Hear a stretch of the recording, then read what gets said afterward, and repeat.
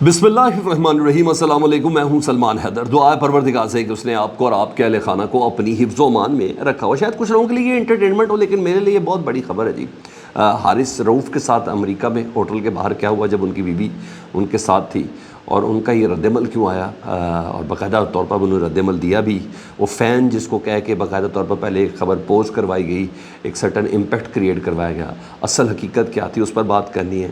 عمران ریاض خان جو anchor person ہیں، ان کا قد اتنا بڑا اور شاہد افریدی اتنے بونے سے کیوں لگے ہیں؟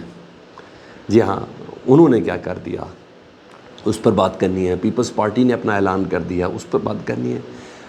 یار عید کے دوسرا دن ہے، آرام سے منانے دو۔ ہمیں آپ سے بات کرنا ضروری اس لیے تھا کہ یہ ہو اس لیے رہا، ادروائز ہم بھی کسی نہ کسی کی طرف فیملی میں کہ کھانے وانے پہ ہوتا ہے یا کوئی ہماری طرف انوائٹڈ ہوتا، لیکن بہرحال میرے لیے بات کرنا ضروری ہے۔ پھر بولا شاید کچھ لوگوں کے لیے انٹرٹینمنٹ ہو۔ حارث رؤف صاحب کی نا امریکہ میں ظاہری بات ہے، اب آدھی سے زیادہ ٹیم پاکستان واپس پہنچ رہی ہے، تو وہ اپنی فیملی کے ساتھ کچھ دن ادھر تھے، تو ہوٹل کے باہر ان کے ساتھ ایک بدتمیزی ہوئی، اور بدتمیزی کی ویڈیو بھی سامنے آئی، اور ویڈیو میں کچھ سائلنٹ چیزیں تھیں، اور اگین ایسی ویڈیو تھی جس سے دل دکھی ہوا تھا۔ اور بتایا ابتدا میں یہ کہ ایک پاکستانی فین تھا، اس نے امریکہ کے خلاف میچ میں حارث رؤف کی کارکردگی پر نہ کوئی سوال کیا، جس پر تل کلامی ہو گئی، اور پھر حارث رؤف ویڈیو میں ایسے ہی حارث رؤف آگ بگولا ہو گئے، اور پھر پرفارمنس کے سوال پر مارنے کے لیے دوڑے، اور نہ صرف مارنے کے لیے دوڑے بلکہ ان دیگر کرکٹ شائقین حارث رؤف کو روکتے رہے، وہ رک نہیں رہے تھے، ان کی بیگم نے بھی ان کو روکنے کی کوشش کی، یہاں تک بات ہوئی نا، تو یہاں تک بات سمجھ آئی۔ سر جو ہوا ہے نا، میں نے اس آڈیو کو سنا غور سے، میرے ساتھ ہوتا، آپ کے ساتھ ہوتا، شاید امریکہ کی وجہ سے حارث رؤف تھوڑا لحاظ کر گئے، پاکستان میں ہم کسی اور طریقے سے ان چیزوں کو ٹیکل کرتے۔ بہرحال ہم بھی اسکرینس وغیرہ پہ آتے تھے، ہمیں بھی جب 3 سے 4 بار کوئی انسسٹ کرے جب ہم اپنی فیملی کے ساتھ ہوتے ہیں، ہمیں بھی غصہ چڑھتا ہے، مگر یہاں ماں اور بہن کو بیچنے کی بات تھی، یہ کہا گیا۔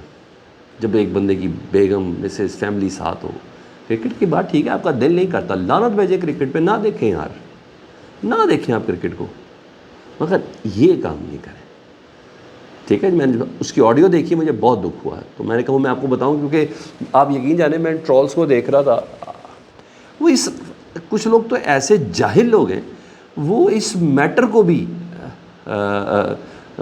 بڑا انٹرٹیننگ وے میں دیکھ رہے تھے کہ اچھا ہوا حارث رؤف کے۔ ارے بھائی کیا ہو گیا آپ کو؟ اپنے اوپر رکھیں پھر بات کریں، بس سب سے بڑا عادل آپ کے اندر موجود ہے، آپ اپنے اوپر رکھیں اور اس کا پھر ذکر کریں۔ میرا حارث رؤف نے رد عمل دیا، انہیں کہا یہ ویڈیو سامنے آ گئی ہے، اس ویڈیو سے قبل تک میرا فیصلہ تھا کہ میں اس ویڈیو پر سوشل میڈیا سے پہلے کس ویڈیو کو سامنے سے پہلے میں اس پر بات نہیں کروں، لیکن اب سامنے آ گئی ہے تو وہ کہتے ہیں، تسلیم کرتے ہیں، وہ کہتے ہیں یار عوامی شخصیات ہونے کے ناطے نا ہم عوام سے ہر قسم کے نا تاثرات حاصل کرنے کے لیے تیار ہوتے ہیں، کوئی برا بھلا بولے، یہ کرے وہ کرے۔ فین ہمارے اوپر ہماری حمایت بھی کرتے ہیں اور تنقید بھی کرتے ہیں، اس کے وہ حقدار بھی ہیں، لیکن جب بات میرے والدین اور میری فیملی کی آ جائے، ماں بہن بیچنے کا کہا نا، تم پاکستان کے لیے ماں بہن ڈالروں کے لیے بیچ رہی ہے، یہ بکواس ہے، بہت غلط بات ہے۔ اور تو نے کہا میری فیملی کی بات آئے گی تو میں اس کے مطابق جواب دینے میں کوئی ہچکچاہٹ محسوس نہیں کروں گا۔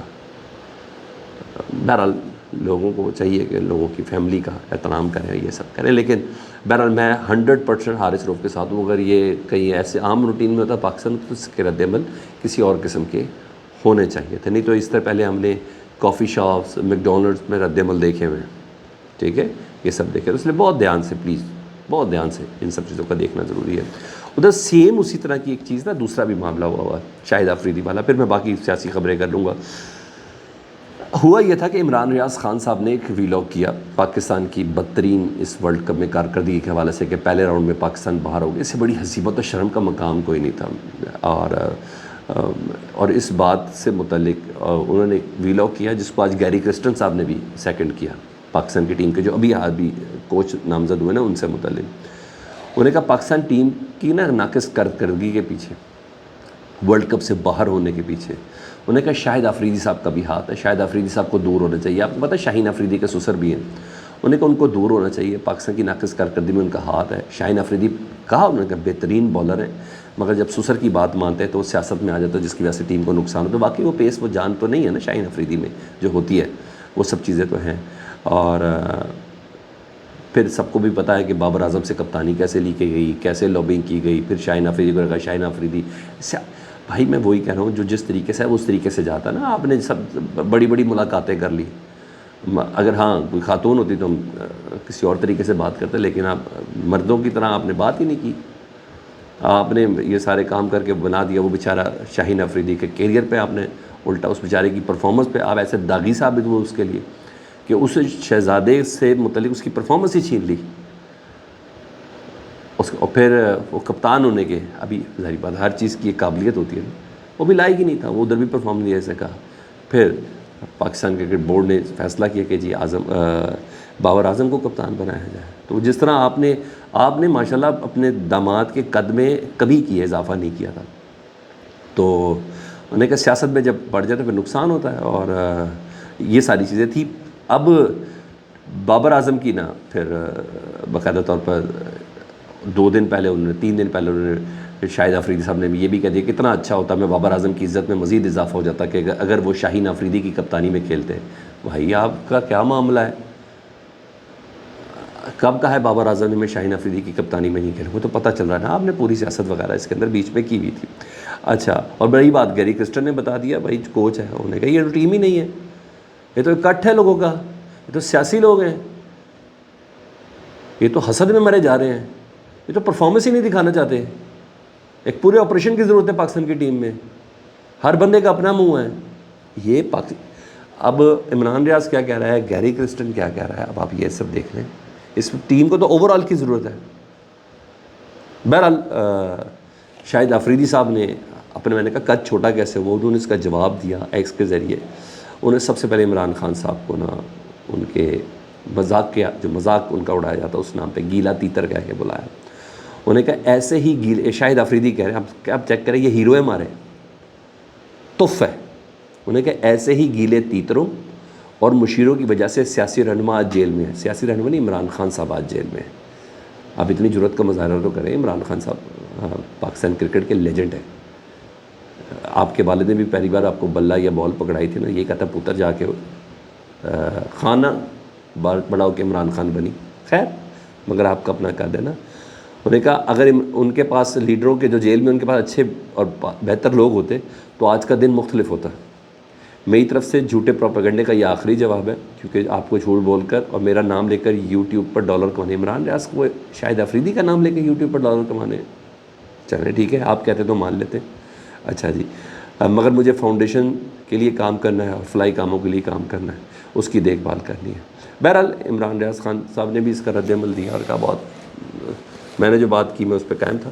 لیکن بہرحال یہ اس وقت پوزیشن چل رہی ہے. شاہد افریدی صاحب نے یہ جواب دے کے ان کو گیلا تیتر کہہ کے مخاطب کر کے آپ شاہد افریدی صاحب نے بتایا کہ آپ کس قد کاٹ کے ہیں. عمران ریاض خان نے وہی بات کی جو عمران خان صاحب نے جیل سے کی کہ محسن نقوی صاحب نے بورڈ کا بیڑا غرق کیا. عمران ریاض خان صاحب نے وہی بات کی جو پاکستان کے کوچ جو ہے کرکٹ ٹیم کے گیری کرسٹن وہ بات کر رہے ہیں، جو پاکستان کا ہر شہری کرکٹ لور بات کر رہا ہے. تمام لوگ وہ بات کر رہے ہیں کہ پاکستان کی کرکٹ میں سیاست ہے. اور عمران ریاض نے کہا کہ سیاست کی ہونے کی ایک بہت بڑی وجہ شاہد افریدی بھی ہے، اس لیے ٹیم کی پوری پرفارمنس میں وہ ہوتا ہے. یہ تو گیری کرسٹن کو پہلے پکڑیں، ذرا ان کو جواب دیں، پھر بات زیادہ بہتر طور پر ہوگی. یہاں دی ہوگی. اب ذرا تھوڑی سیاسی گفتگو میں کروں تو شاہ محمود قریشی کے صاحبزادے زین قریشی کے بعد نا آج ان کی بیٹی مہر بانو قریشی کی بھی شاہ محمود قریشی صاحب سے بات ہوئی، ملاقات ہوئی جیل میں. جی عید کے دنوں میں چھٹیوں میں ملاقات کرا سکتے ہیں. انہوں نے کہا آج میرے والد سے ملاقات ہوئی، انہوں نے مجھے بتایا کہ میں نے جیل حکام کو کل عید کی نماز پڑھنے کے حوالے سے درخواست کی تھی، لیکن جیل حکام نے اجازت نہیں دی اور میں پورا دن اپنے سیل میں ہی رہا ہوں. وجہ کوئی نہیں بتائی، لیکن ڈیفینیٹلی وہ سیکیورٹی وجہ ہوگی. اب حیرانگی کی بات ہے کہ اب سیکیورٹی پہ یہاں تک معاملہ. ادھر گورنر کے پی کے فیصل کریم کنڈی صاحب، جن کی حال ہی میں آصف علی زرداری صاحب سے بھی ملاقات ہوئی ہے، بلاول بھٹو زرداری صاحب سے ملاقات ہے، بلکہ ایک ریسیپشن کی تیاری وہ کر رہے ہیں. بلاول بھٹو صاحب کی کے پی میں آئیں گے اور ابھی ان کی عید کی مبارکباد کے سلسلے میں شہباز شریف صاحب وزیر اعظم پاکستان سے بھی رابطہ ہوا. وہ کہتے ہیں مجھے نہیں لگتا کہ پیپلز پارٹی حکومت کا حصہ بنے گی. وہ یہ کہہ رہے ہیں مجھے نہیں لگتا. اچھا ویسے کنڈی صاحب کے کہنے سے کیا ہوتا؟ کنڈی صاحب کو یہ لگتا تھا کہ وہ گورنر کے پی کے بنیں گے؟ نہیں لگتا نا، کیونکہ وہ ڈیل تھی. ڈیل میں آئینی عہدے رکھنے تھے. صدر آنا تھا پیپلز پارٹی کا، چیئرمین سینٹ آنا تھا پیپلز پارٹی کا، ڈپٹی اسپیکر آنا تھا پیپلز پارٹی کا، گورنر کے پی کے پیپلز پارٹی کا آنا تھا اور پنجاب کا گورنر پیپلز پارٹی کا رہا تھا، تو اسی ڈیل کے ساتھ ہی ہے. اصل فیصلہ تو فیصلہ سازوں نے کرنا ہے، اور یہ 21 سے 22 تاریخ کو ہو جائے گا، کیونکہ بلاول بھٹو اور جو شہباز شریف صاحب ہیں ان کی ملاقات طے ہو چکی ہے. ٹھیک ہے، یہ سارے فیصلے ادھر ہونے ہیں. تو سر اس وقت یہ سب چیزیں چل رہی ہیں.